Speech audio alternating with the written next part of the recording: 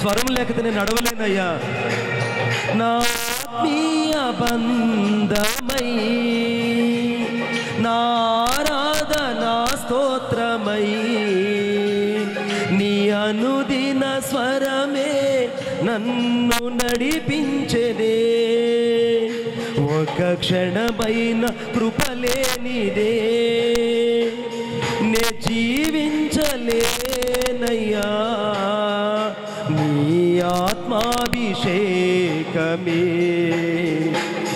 నానువనువులో నిండెనే. నీ ఆత్మాభిషేకమే నానువనువులో నిండెనే. మహాజ్ఞాన సంపన్నుడా, మహాగణుడవు నీవే. మహామహిమలో నివసించు పరిశుద్ధుడా,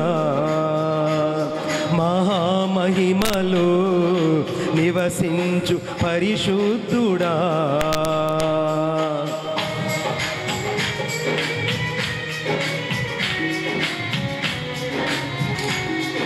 ఈ అరణ్య యాత్ర నీకు ఆశీర్వాదపు యాత్ర. బిడ్డ, నువ్వు అరణ్యంలో చచ్చిపోవు. అరణ్యంలో దేవుడిని ఆశీర్వదించబోతున్నాడు. ఓ రలా షద రలా బారా బారా బా.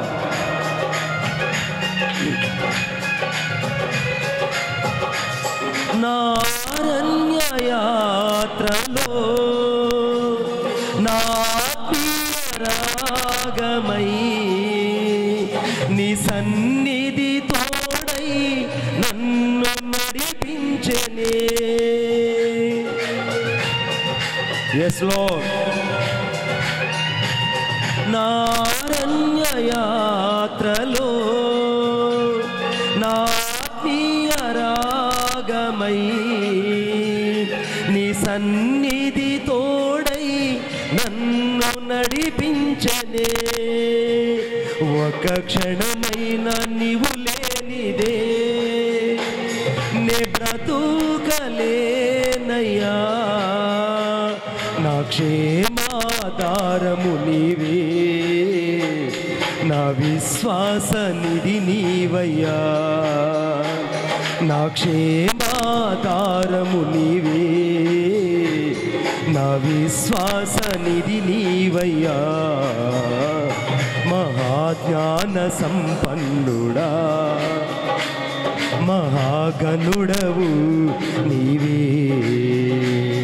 మహామహిమలో నివసించు పరిశుద్ధుడా, మహామహిమలో నివసించు పరిశుద్ధుడా, మహామహిమలో నివసించు పరిశుద్ధుడా. హల్లెలూయా. చెప్పండి గట్టిగా, హల్లెలూయా. ఇంకొక మాట చెప్పి ప్రార్థన చేసుకుందామా, లేకపోతే ఇప్పుడు ప్రార్థన చేసుకొని వెళ్ళి బోధిందామా? చెప్పాలి గట్టిగా. తమిళ్ తెలిసిన తమిళ్, ఇంగ్లీష్ తెలిసిన చెప్పండి. గుడ్ అన్నా, shall give the permission to me? అడగాలిగా, అటు అయిపోయింది. మొదటి రాజుల గ్రంథం 19వ అధ్యాయం 4వ వచనం. The first king chapter 19 verse 14. తాను ఒక దిన ప్రయాణము అరణ్యములోకి పోయి ఒక బదర్ వృక్షం కింద కూర్చోండి మరణాపేక్ష కలిగిన వాడై, యెహోవా, నా పితరుల కంటే నేను ఎక్కువ వాడు కాను, ఇంత మటుకు చాలు, నా ప్రాణము తీసుకున్నమని. ఆమె ఎవరు చేశారు ఈ ప్రార్థన అన్న? ఒకసారి మీరు వస్తారా? మీరండి. ఈ మినిస్ట్రీకి మాంగారు. హల్లెలూయా. కైగడ స్తోత్రం సొల్లుగబ్బా. హల్లెలూయా. ఇప్పుడు అరణ్యంలో ఉండేటప్పుడు కొంతమందికి ఒక ప్రార్థన వస్తుంది. ఏం ప్రార్థన అంటే, ఇంత మటుకు చాలు, lord end of this ministry and take my life. ఇంత మటుకు చాలయ్యా, నా ప్రాణం తీసేసుకో. నేను వీళ్ళందరికంటే గొప్పవాడు గాను, నేను వాళ్ళకంటే గొప్పవాడిని, వీళ్ళకంటే గొప్పవాడిని, వాళ్ళకంటే గొప్పవాడిని, వీళ్ళకంటే గొప్పవాడిని కాదు, నా ప్రాణం తీసేసుకో, ఇంత మటుకు చాలు అని ఈ వ్యక్తి ఎక్కడ ప్రార్థన చేశాడు? అంతఃపురంలో ప్రార్థన చేశాడా? అరణ్యంలో ప్రార్థన చేశాడా? చెప్పాలి గట్టిగా, చెప్పరే గట్టిగా. అది కూడా మనుషులు ఎవరికి దొరకకూడదని ఒక్క దినమంతా ప్రయాణం చేసుకుంటూ వెళ్ళాడండి. ఆమె అంటే కంటి చూపు మేరలు ఎవడు కనపడకూడదు, అంతేనా? చెప్పండి జాన్బాబు గారు, ఎంతేనా? అంతేనా? గుడ్. నీది ఇది ఒక్క దినమెల్లా ప్రయాణం చేసి అరణ్యంలోకి పోయి అక్కడ బదరీక్ష కింద కూర్చోండి మరణాపేక్ష కలిగిన వాడే ప్రార్థిస్తున్నాడు. ఈ చేసిన వ్యక్తి ఎవరంటే ఒక గొప్ప ప్రవక్త. ఆమేన్. గొప్ప ప్రవక్తకు వచ్చిన కష్టం ఏంటనంటే ఒక్క స్త్రీకి భయపడిపోయి. మన జీవితంలో చాలాసార్లు మనల్ని చాలా భయపడుతుంటాయి. అర్థమైందా?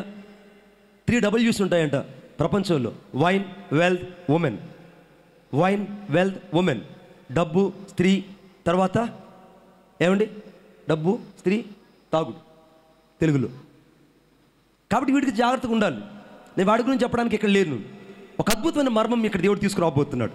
అక్కడ ఏమని ప్రార్థన చేస్తున్నాడు? ఇంత మట్టుకు చాలయ్యా, నన్ను తీసేసుకో, ఇక నేను పరిచర్య చేయలేను, నా వల్ల కాదు, డబ్బులు లేకుండా పరిచర్య చేయలేను, సంఘస్థులు లేకుండా సహకరించి పరిచర్య చేయలేను, సంఘ పెద్దలు లోపడకపోతే పరిచర్య చేయలేను, ఇక్కడ ఆత్మలు లేకపోతే పరిచర్య చేయలేను, ఇంత మట్టుకు చాలు, నన్ను తీసేసుకో అని ప్రార్థన చేస్తున్నాడు. ఇప్పుడు ఇతను ప్రార్థన చేస్తుంటే దేవుడు ఈ ప్రార్థన విన్నాడు. ఆమేన్ చెప్పండి గట్టిగా. ఈ ఉదయకాల సమయంలో ఏదైతే నువ్వు ప్రార్థిస్తావో, ఏదైతే దేవుని అడుగుతున్నావో అవన్నీ దేవుడు ఆమేన్ అనబోతున్నాడు, ఆమేన్ అనబోతున్నాడు. ఇప్పుడు అక్కడ ప్రార్థన చేస్తున్నాడు, ఇంత మట్టుకు చాలయ్యా, నేను వాళ్ళందరికంటే గొప్పవాడు కాదు, నాకు ముందు ఎంతోమంది సేవ చేశారు, నాకంటే ముందుకు ఎంతోమంది వాళ్ళు గొప్ప సేవ చేశారు, వాళ్ళలాగా నేను చేయలేను, కాబట్టి నన్ను తీసేసుకొని ప్రార్థన చేస్తుంటే దేవుడు ప్రత్యక్షమయ్యి ఒక మాట, మొదట నీవు నీ కళ్ళ ముందు కనబడుతున్న నాకు ఆహారం ఉంది, ఆహారం తినమన్నాడు. ఆమేన్. ఆహారం ఏంటి? మొదట ఒక రొట్టె, చెప్పాలి, నీళ్ల బుడ్డి, అంతేనా? ఒక రొట్టె, ఒక నీళ్ల బుడ్డి. ఆ అరణ్యములో ఏలియా కనబడినటువంటి ఆ రొట్టె ఎవరో కాదు, యోహాను రాసిన సువార్త 6వ అధ్యాయంలో ఆయన ఒక రొట్టెను పట్టుకొని ఈ రొట్టె నేను అని చెప్పాడు. కొట్టు చప్పట్లు గట్టిగా. చప్పట్లు కొడతారు ఏంద్రా బాబోయ్. ఇప్పుడు ఆ రొట్టె ఎవరంటే సాక్షాత్తు యేసుక్రీస్తు ప్రభు. ఇప్పుడు ఏలియా కళ్ళకి స్పష్టంగా కనపడ్డారు యేసుక్రీస్తు ప్రభువారు. ఆ రొట్టెలాగా ఆయన అక్కడ కనపడ్డాడు. అందుకే నేనిచ్చు ఈ ఆహారాన్ని తినువాడు ఎన్నటికీ ఆకలి కొనడు, దప్పికి కొనడు ఈ నీళ్లు తాగితే. ఇప్పుడు అక్కడ నీళ్ళ బుడ్డి ఒకటి కనపడింది. ఆ నీళ్ళ బుడ్డి ఎవరో కాదు, సాక్షాత్తు యోహాను రాసిన సువార్త 4వ అధ్యాయంలో యేసుక్రీస్తు ప్రభు చెప్పాడు, నేనిచ్చి నీళ్లు త్రాగువాడు ఎప్పటికీ దప్పిక కొనడు, విశ్వసించిన వారి కడుపులో నుండి జీవజల నదులు వస్తాయి. నా యందు ఎవరైతే విశ్వాసం ఉంచుతారో, ఎవడు నా యందు నమ్మిక ఉంచుతాడో వాడి కడుపులో నేను ఒక జీవజల నదినై ఉంటాను. ఆ నీళ్లు ఎవరో కాదు, యేసుక్రీస్తు ప్రభువే. ఆమేన్. ఇప్పుడు ఏలియాకి మొదట దేవుడు అద్భుతాన్ని చూపించాడా, యేసు ప్రభుని చూపించాడా? చెప్పాలి గట్టిగా. యేసు ప్రభుని చూపించాడు. అంటే కంటికి కనబడినటువంటి సాదృశ్యము అక్కడ కనబడింది. మీరు మాట్లాడలేదు, ఆమేన్ చెప్పండి గట్టిగా. గట్టికి స్తోత్రం చెప్పండి. హల్లెలూయా. ఇప్పుడు ఆ రొట్టె సాక్షాత్ యేసుక్రీస్తు ప్రభు, ఆ నీరు సాక్షాత్ యేసుక్రీస్తు ప్రభు. ఇప్పుడు ఆ రొట్టెను నీళ్లు తాగిన తర్వాత మళ్ళీ ఇతడు నిద్రపోయాడు. చాలామంది దేవుని వాక్యం విని మళ్ళా కష్టాలు లేక మళ్ళా కడల్లోకి వెళ్ళిన తర్వాత ఇంతే జీవితం అనుకుంటారు. నేను చెప్తున్నాను, నా దేవుడు నీ జీవితంలో చేయడానికి పట్టే సమయం ఎంత అంటే 1 సెకండ్ చాలు. ఆమేన్ చెప్పండి గట్టిగా. 1 సెకండ్ చాలు. 1 సెకండ్లో దేవుడు అద్భుతాలు చేస్తాడు. 1 సెకండ్లో దేవుడు అద్భుతాలు చేస్తాడు. అది ఈరోజు ఆ 1 సెకండు ఇప్పుడే ఈ సమయంలో నీ జీవితంలో స్టార్ట్ అయ్యింది. నేను దేవుని ఆత్మతో నింపబడి చెప్తున్నా, నీ జీవితంలో స్టార్ట్ అయ్యింది. అద్భుతం జరిగింది, అద్భుతం జరిగింది, అద్భుతం జరిగింది. దేవుడు అడిగాడు, ఏలియా ఇక్కడ ఏం చేస్తున్నావు నువ్వు అన్నాడు. ప్రభువా, నేను ఒక్కడే మిగిలిన్నా, ఇక నేను చచ్చిపోదాం అనుకుంటున్నాను, నా పరిస్థితి ఇలా ఉంది, ఇక నేను ముందుకు వెళ్ళలేను, నా కోసం నువ్వు ఏదైనా ఒక అద్భుతం చెయ్యి, నేను ఇంక మాత్రం సేవ చేయలేను ప్రభువా, నా వల్ల కాదు అని తనకు వచ్చిందంతా కూడా ఏలియా మాట్లాడుతున్నాడు. దేవుడు ఒకే ఒక మాట మాట్లాడాడు. ఏమన్నా తెలుసా? చదవండి నాతో పాటు బైబిల్ తీసి. బైబిల్ చదవాలి నేను కోరుకుంటున్నాను. 9వ వచనం. అచ్చట ఉన్న ఒక గుహలోనికి బస చేసెను. యెహోవా వాక్కు అతనికి ప్రత్యక్షమై, ఏలియా ఇచ్చట నువ్వు ఏం చేస్తున్నావు? చాలు బిడ్డ, what are you standing to here? ఏలియా నువ్వు ఇక్కడ ఏం చేస్తున్నావు? చాలా మందిని ఈ సమయంలో దేవుడు అడుగుతున్నాడు, ఇక్కడ నువ్వు ఏం చేస్తున్నావు? నేను దేవుడు భూమి మీద పెట్టింది సువార్త చెప్పమని, నీవు ఇక్కడ ఏం చేస్తున్నావు? దేవుడు ఇక్కడ నిన్ను పెట్టింది అనేకులకు దీవెనకరంగా ఉండడానికి, నువ్వు ఇక్కడ ఏం చేస్తున్నావు? దేవుడు నీ ద్వారా ప్రవచనాన్ని విడుదల చేసి అనేకులు జీవం కలిగిన దేవుడి యొక్క శక్తి తీసుకురావడానికి దేవుడు ఒక ప్రవక్తగా దేవుడిని ఉంచాడు. ఇక్కడ నువ్వు ఏం చేస్తున్నావు? దేవుడు నీ జీవితాలు అద్భుతాలు ఆశ్చర్యకరాలు చేయాలని దేవుడు ఎదురు చూస్తున్నాడు. ఇక్కడ నువ్వు ఏం చేస్తున్నావు? What are you doing to here? చాలా మందికి అర్థం కాలేదు దేవుడు ఎందుకు ఇంకా నేను బతికించి భూమి మీద పెట్టాడనంటే. అర్థమైందా? దేవుని జ్ఞాపకాలలో ఉన్నాం. గట్టిగా స్తోత్రం చెప్పండి, గట్టిగా చెప్పండి. ఎడమవైపున సేవకులందరూ చెప్పండి, గట్టిగా చెప్పండి. ఎందుకు అనంటే దేవుని జ్ఞాపకాలలో ఉన్నాం కాబట్టే కావలికి వెళ్ళి ఫ్లెక్సీ చేసుకొని జ్ఞాపకార్థ కూడుకు పెట్టల. ఆమేన్. మీకు అర్థం కాల? దేవుని జ్ఞాపకాలలో ఉన్నాను కాబట్టే నాకు ఇంకా ఫ్లెక్సీ వేయలే. ఫ్లెక్సీ నీకు వేసారు అని అంటే దాని అర్థం ఏంటయ్యా? దేవుని జ్ఞాపకాలలో నువ్వు లేవు. అర్థమైందా? జ్ఞాపకార్థ కూడిక లేకుంటే జ్ఞాపక స్మృతులతో అశ్రు నయనాలతో నీ కొరకు ఒక ఫ్లెక్సీ ఒకటి ఏర్పాటు చేయబడింది భూమి మీద అని అంటే నువ్వు దేవుని జ్ఞాపకాలు ఆ రోజు లేవని అర్థం. నువ్వు ఇంకా దేవుని జ్ఞాపకాల్లో ఉన్నావు కాబట్టే నాకు నీకు ఇంకా జ్ఞాపకార్థ కూడికి దేవుడు పెట్టల. అర్థమవుతుందా? కానీ నువ్వు ఇక్కడ ఏం చేస్తున్నావు అనేదే ప్రశ్న. దేవుడిని దేని కొరకు పిలిచాడో దాని కొరకు నువ్వు నిలబడు. నీ దగ్గర శక్తి లేకపోవచ్చు, ధనం లేకపోవచ్చు, బలం లేకపోవచ్చు, లేకుండా పోతే నీ దగ్గర ఘనత లేకపోవచ్చు. వీటిని బట్టి దేవుడు ఎప్పుడు కదలడు, వీటిని బట్టి దేవుడు ఎప్పుడు పని చేయడు. నేను దృఢంగా నమ్మేది ఇది ఒక్కటే, I have to the great confident that without the money, without the prosperity, without the people, without the money, without the riches, without the bank balance, God doesn't move. వీటిని బట్టి దేవుడు ఎప్పుడు కదలడు. దేవుడు ఎప్పుడు కూడా తన అభిషేకాన్ని బట్టే తన సేవకుని కదిలిస్తాడు. కోట చప్పట్ల గట్టిగా, తన అభిషేకాన్ని బట్టే సేవకుని కదిలిస్తాడు. ఈరోజు నేను దేవుడు ఒక అద్భుతమైన ప్రణాళికలో దేవుడు భద్రపరచాలని కోరుకుంటున్నాడు. నువ్వు చావడానికి కాదు, భయపడి ఒక రోజంతా ప్రయాణం చేసి అరణ్యంలో కూర్చోవడానికి కాదు. నువ్వు ఆ భోజనపు బలము చేత, ఆ వాక్య బలము చేత, ఆ వాక్యమైన క్రీస్తు చేత, ఆ వాక్యమైన రొట్టె అయిన క్రీస్తు చేత, ఆ పానీయమైనటువంటి సాక్షాత్తు యేసుక్రీస్తు ప్రభు అనే పానీయం చేత నువ్వు తృప్తిపరచబడి నేను చూపించే ప్రదేశానికి వెళ్ళన్నాడు. ఆమేన్.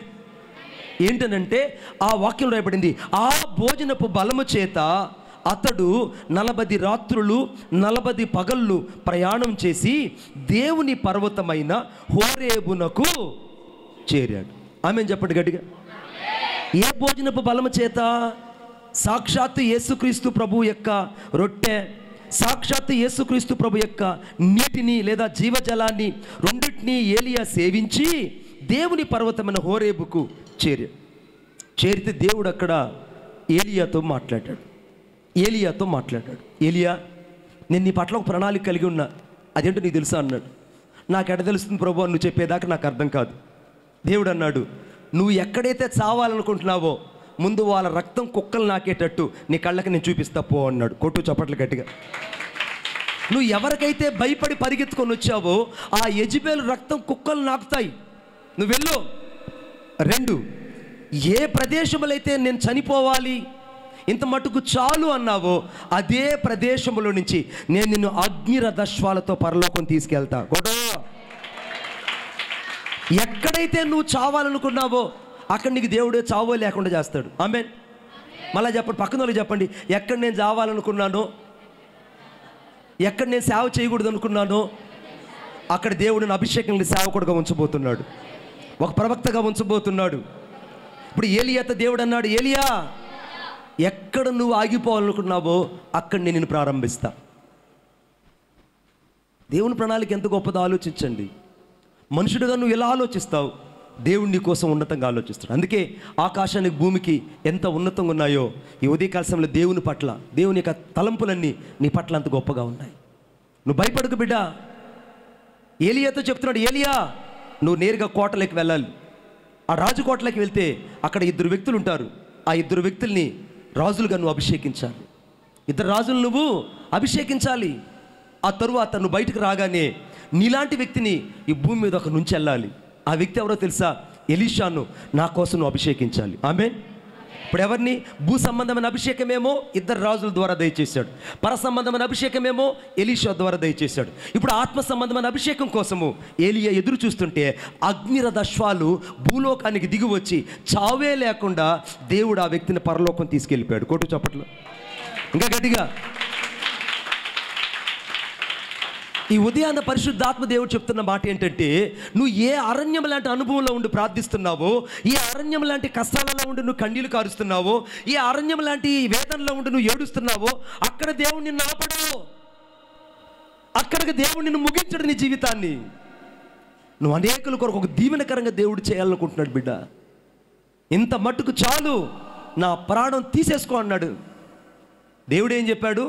ఇంత మట్టుకంతా ఏమిలే, అసలుకి నీకు ప్రాణం పోకనే, ప్రాణంతో ఉండగా నేను పరలోకం తీసుకెళ్తా అన్నాడు. ఆమేన్. ఈరోజు నీ ప్రార్థన ఎంత వ్యతిరేకమైనా దేవుడు నీకు అనుకూలమైన జవాబు ఇవ్వబోతున్నాడు. ఆమేన్. నీ ఒడిలో దేవుడు చక్కనైన కుమారుడు ఉంచబోతున్నాడు. ఆమేన్. నీ పిల్లల దేవుడు దీవెనకరంగా చేయబోతున్నాడు. ఆమేన్. దేవుడు నీ సంఘాన్ని దేవుడు వృద్ధి చేయబోతున్నాడు. ఆమేన్. నీ సరిహద్దుల్లో దేవుడు సమాధానం కలుగు చేయబోతున్నాడు. ఆమేన్. నీ శత్రువుల ఎదుట దేవుడు నీ తలను ఎత్తు చేయబోతున్నాడు. ఆమేన్. నీ అరణ్యంలో దేవుడు ఆశీర్వాదాన్ని కలుగు చేయబోతున్నాడు. భయపడకు. ప్రపంచంలో ఎవరెవరైతే ఏలియా గురించి అనుకున్నారో వాళ్ళందరి ఎదుట దేవుడు ఒక్కసారిగా ఏలియాను లేవనెత్తి అగ్నిరథాశ్వాలతో తీసుకెళ్తుంటే అందరూ ముక్కునేలేసుకున్నారు, గుండెలు బాదుకున్నారు. బయలుదేవతలను పూజించిన వాళ్ళందరూ గుండెలు బాదుకుని రోధించారంట. ఆ సమయంలో అయ్యో ఏలియా దేవుడే దేవుడిని కేకలేశారు. బిడ్డా, ఈరోజు నీవుని చూసి, నీ పరిచర్య చూసి, నీ సేవను చూసి ఎవరైతే తిరస్కరిస్తున్నారో వారి ఎదుట దేవుడు ఈరోజు నీ చిరునామాన్ని ఆశీర్వదించి దీవించబోతున్నాడు. కొట్టో, నీ చిరునామాన్ని దేవుడు ఆశీర్వదించి దీవించబోతున్నాడు. From this day God is going before you and exalted in the sight of all heathens. ఎవరి కన్నుల ముందుటైతే నువ్వు కొట్టివేయబడినట్టు కనపడ్డావో వారి కళ్ళ ముందు దేవుడిని గణపరచబోతున్నాడు. బిడ్డ, ఈ అరణ్యం నిన్ను చంపడానికి కాదు, ఈ అరణ్యములో ఆగిపోవడానికి కాదు. అందుకే నేను ప్రారంభంలో ఒక మాట చదివించాను. 29వ దావీదు కీర్తన 29, దావీదు కీర్తన 29, 8వ వచనం. యెహోవా స్వరము అరణ్యమును కదిలించును. చాలు బిడ్డ, యెహోవా స్వరం ఏం చేసిందట? అరణ్యాన్ని కదిలించింది. మోషే జీవితం అరణ్యములో కదిలించబడి ప్రవక్తగా మారాడు. హాగరు జీవితం అరణ్యములో అటు ఇటు ఉన్నప్పుడు కదిలించి ఆమెను దేవుడు ప్రపంచంలో 40% మందికి దీవించేటట్టు చేశాడు. అర్థమవుతుందా? అర్థమవుతుంది చెప్పేది? అరణ్యములో ఇశ్రాయేల్ని దేవుడు కదిలించి అక్కడ యేసుక్రీస్తు ప్రభు కనబడి వారిని దీవించాడు. అరణ్యములో నిలబడిపోయిన ఏలియా అనే దేవుడు అంతఃపురంలోకి అనగా అగ్నిరథాశ్వాలతో తీసుకెళ్ళాడు, చావే లేకుండా. రేపు దేవుడు నిన్ను వదిలిపెడతాడు అనుకుంటున్నావు బిడ్డ? నేను ముగింపులోకి వచ్చాను. దేవుడు నిన్ను వదిలిపెట్టాడు. నీ హృదయం అనే పలక మీద వీటిని రాసుకో. నేను అరణ్యంలో ఉన్నా, కానీ ఈ రోజు నుండి నాకు ఆశీర్వాదం ఆరంభమైంది. ఆమేన్. నాకు ఆశీర్వాదం ఆరంభమైంది. ఆమేన్. నాకు ఆశీర్వాదం ఆరంభమైంది. ఆమేన్. ఇప్పుడు పక్కన వాళ్ళు చెప్పండి, కైతేటని సొలుగమ్మ, ఈ రోజు నుండి అరణ్యం లాంటి నా పరిచర్యలో ఆశీర్వాదాలు ప్రారంభమయ్యాయి. అరణ్యం లాంటి నా జీవితంలో ఆశీర్వాదాలు ప్రారంభమయ్యాయి. అరణ్యం లాంటి నా జీవితంలో అభిషేకం ప్రారంభమైంది. అరణ్యం లాంటి నా అనుభవాలలో అగ్నిరథాశ్వాలు నాలో నిండుకున్నాయి. ఆమేన్. అందరూ లేచి నిలబడదాం. అందరూ లేచి నిలబడదాం. పడదాం.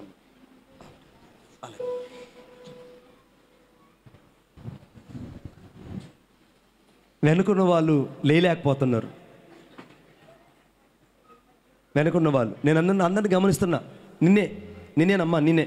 మెల్లగలి. బయట ఉన్నవాళ్ళు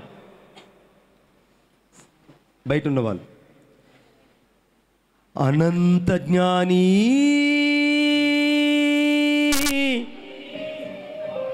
విశ్వానికి యజమాని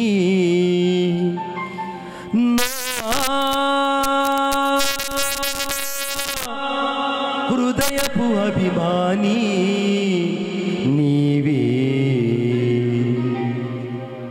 యేసయ్యా, యేసయ్యా, యేసయ్యా. యేసయ్యా నా యేసయ్యా అనంత జ్ఞాని విశ్వానికి యజమాని నా హృదయపు అభిమాని నా జీవిత చుక్కాని నీవే ఉనికి ఉన్నంత వరకు నీతోనే జీవిస్తా ఏ దారి అయినా ప్రభువా నీ వెంటే నడిచొస్తా ఏ చెర అయినా ప్రభు నీకైనే జీవిస్తా సర్వాంగముగా ప్రభువ సజీవయాగం అర్పిస్తా అనంత జ్ఞాని యేసయ్యా యేసయ్యా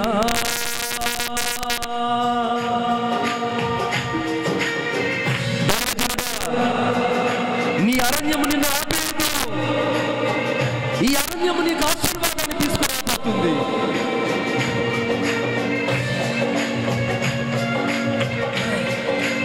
ఓ రాలాబా షాదా రాలాబా రాబా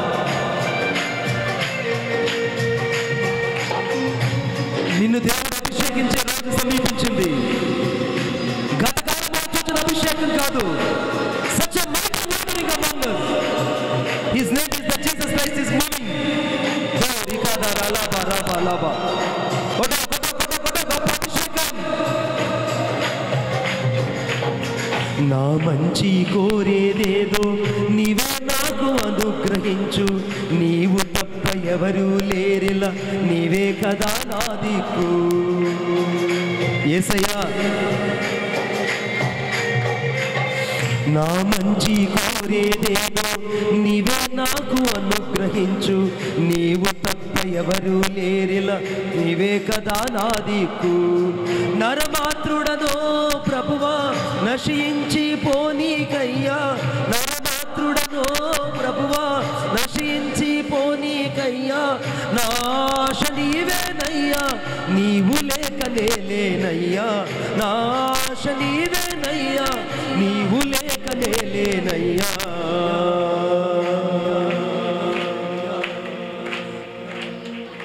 అనంత జ్ఞాని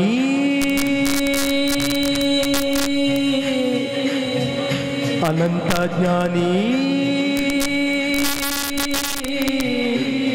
విశ్వానికి యజమాని నా హృదయపు అభిమాని నా జీవిత చుక్కాని నీవే యేసయ్యా యేసయ్యా యేసయ్యా యేసయ్యా యేసయ్యా యేసయ్యా యేసయ్యా యేసయ్యా యేసయ్యా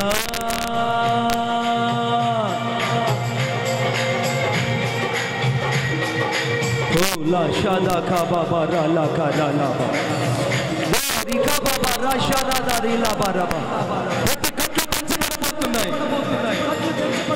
నా దేవుడు నీ జీవితంలో చేసే ఆశ్చర్య కార్యాలు ఇక ఆరంభమయ్యాయి. ఈ ఉపవాస ప్రార్థన తర్వాత ఈ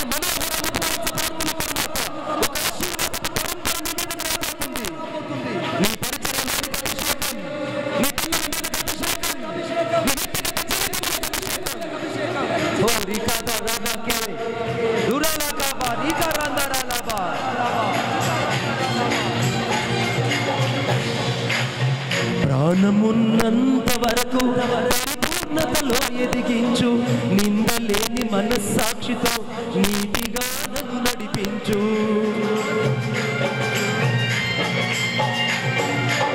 ప్రాణమున్నంత వరకు పరిపూర్ణతలో ఎదిగించు, నిందలేని మనస్సాక్షితో నీతిగా నన్ను నడిపించు. నీవు నన్ను గద్దించినచో నిన్నే నేను హత్తుకుంటా, నీవు నన్ను గద్దించినచో నిన్నే నేను హత్తుకుంటా. సాక్షిగా నీకై బ్రతికి సజీవయాగం నేనవుతా, సాక్షిగా నీకై బ్రతికి సజీవయాగం నేనవుతా. అనంత జ్ఞాని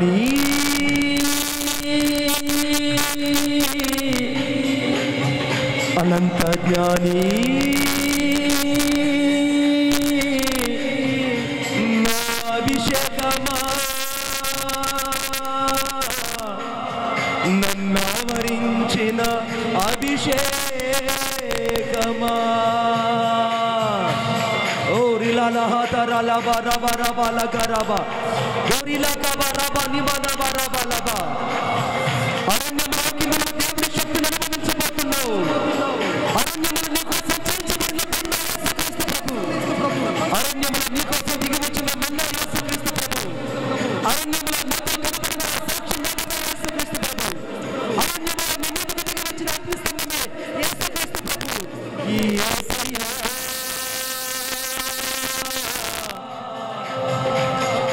నా అభిషేకమా నా సాక్షి మేఘమా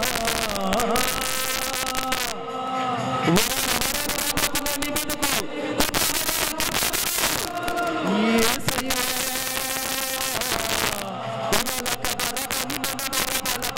దోరిలా కరల బరి బన కరల హరలో పరిన బశరల కరన మదిరన హరో దరిలా హతర బరి మని కరల కరల హరలో దురన మాని హరా యేసయ్యా యేసయ్యా నా అభిషేకమా నన్ను వరించిన అభిషేకమా అభిషేకమా ఓ రకరబల పరిబల కరదరలబ నన్ను ఆశీర్వదించు అభిషేకమా ఈ అరణ్యమే అభిషేకమే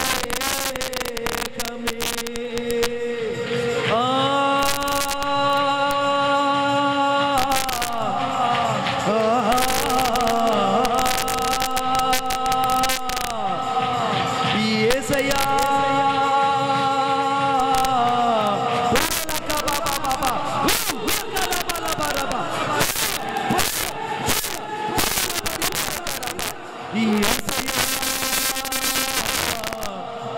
నన్నావరించిన అభిషేకమా